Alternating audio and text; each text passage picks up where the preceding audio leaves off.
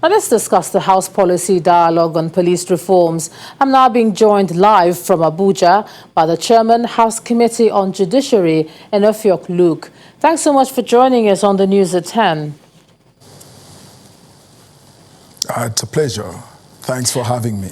You're welcome. Now, from the Speaker's comments today saying Nigeria can't afford to have corrupt police officers within its fold, what immediate steps are being taken, at least from a legislative perspective, especially at a time like this? I would take you down history lane that at the emergence of Right Honourable Femi Gbajabiamila as the Speaker of the House of Representatives, he promised that he's going to bring in some reforms in certain aspects, in certain areas, judiciary, police, in agriculture, in the economy. And he had to concretize on this by coming up with the House legislative agenda.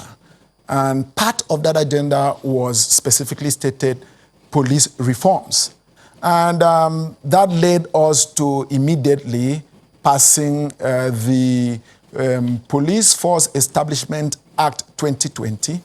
And the general objectives of that act was to provide for a better police system that is based on transparency, based on accountability, based on rule of law, based on the promotion and protection of the fundamental human rights of all citizens. And in all, to ensure better police-community relationship.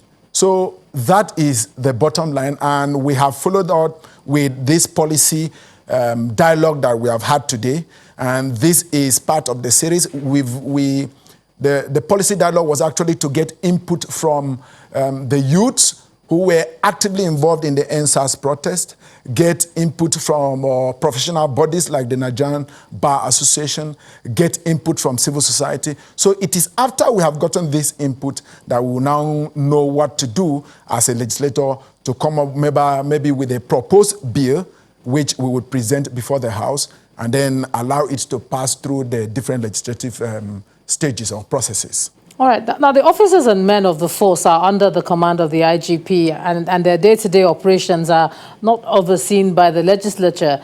How effective will your role be in ensuring the reforms you're talking about in terms of impact? By the doctrines of separation of power, checks and balances, we are all acting as checks on each other. The legislature, the police force is under the executive. And the executive, we have the power of the purse, we have the powers of the oversight function over the executive. So in the course of performing our oversight function, I believe that we are going to use our power of oversight function, the power of the force, the power of the purse to get the police force to actually be in line with what we could call international best practices. So we have the powers to get the police to do what they are to do, but not exercise of raw power, but the power that has been granted us by the Constitution of the Federal Republic of Nigeria. Again, we have the powers of legislation. I just talked about the Police Force Establishment Act of 2020, which was passed by the National Assembly. You see that there is no way the officers and the men of the police force would say they are not going to obey the principles of the law or the provisions of the law that had been passed. So with the powers of legislation, with the powers of oversight, I believe that we can get the police force to actually be and do what they ought to do. The other one is we have the Police Service Commission established by Section 153, Sub 1 of the Constitution of the Federal Republic of Nigeria, 1999, as amended.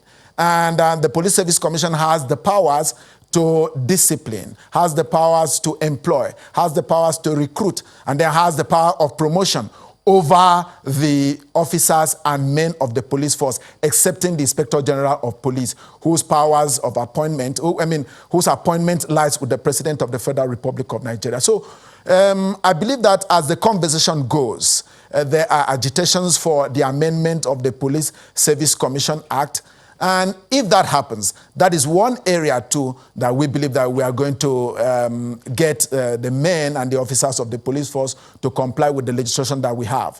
Now, the outcome of today's deliberation, we have had people agitating for investigators to be appointed and into police service commissions to investigate complaints of misconduct, to investigate complaints of violations of human rights in the respective offices of the Police Service Commission that people have agitated today, have submitted memoranda that there has to be state offices of the Police Service Commission so that it can be closer to the people at the grassroots. So okay, I believe with a few yeah. of these, if we get it into legislation, it's going to come out good for Nigerians, and I believe that the police force would abide by the provisions of such acts. All right, finally now, as a final question.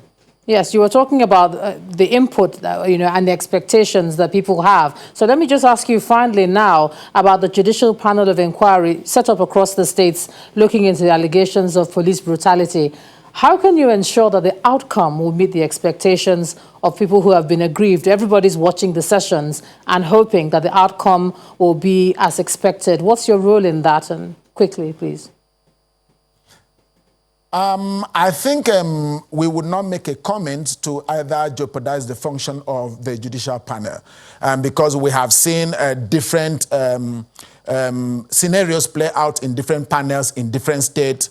Like I think over the weekend, I was watching the judicial panel in Lagos having to talk with the army. I've not seen that happen in other states, maybe addressing army. Others are maybe only police. So I wouldn't make, like a lawyer, which I am, I would not say that those matters are sub judice, but the only concern we have is that we need to have a sincerity from the part of the federal government. A situation where the federal government has set up this judicial panel of inquiry, which is quite very applaudable, which is quite very accepted, quite very, it's commendable. But on the other hand, we have read on the papers and we have seen that some account of persons who were involved in the exercise are being subjected to some legal processes. So let us not give with one hand and take with the other hand. We should have Nigerians have confidence in judicial panel of inquiry by our respective actions beyond the panel of inquiry, so that Nigerians can have confidence to go out there and then give their input. And I want to believe that I don't know what the federal government wants to do at the executive level with the outcome of the report, but if it comes to the legislature, I believe that we will take some lessons from the report, from the white paper that we will get from the Judicial Panel of Inquiry, and then we will see some lessons that we can make, and then give some legislative backing for them to become legislations in areas that we need to strengthen the Nigerian police force, so that we meet at that intersection of community policing and enforcement of fundamental human rights without any infringing on the other. All right. Thank you, Chairman, House Committee on Judiciary, Enofiok Luke. Thanks a lot for sharing your thoughts with us on the news at 10 tonight. Thank you.